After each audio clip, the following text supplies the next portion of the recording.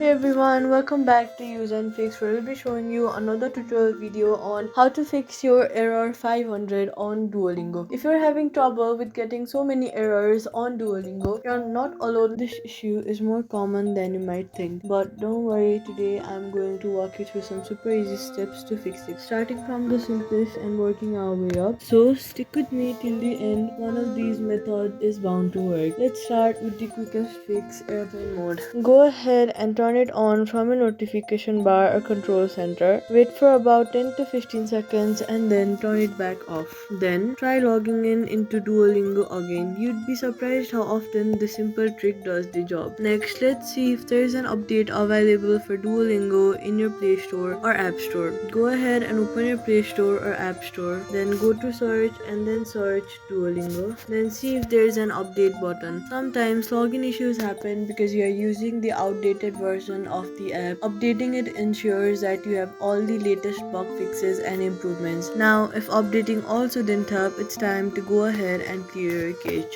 Go ahead and open your settings and then search apps. Then click on the option of apps and then scroll down until you see the option of Duolingo. Now again scroll a bit down, then you'll see the option of storage, and now on the bottom right corner of your phone you'll see the option of clear cache. So hit the option of clear cache. If you're using iPhone, the closest solution is deleting and reinstalling the app, which we'll get into in a second. And if none of the previous methods help, it's time to go ahead and delete the app Duolingo from your phone and then reinstall with all the latest files and settings. In many cases, this is the final fix that solves stubborn problems and many more. And there you go, one of these methods should have helped you get back into your Duolingo account. If it did, let me know in the comments and give this video a thumbs up to help others too. And hey, if you like simple tech fixes like this, consider subscribing. Thank you so much for watching and I'll see you in the next one.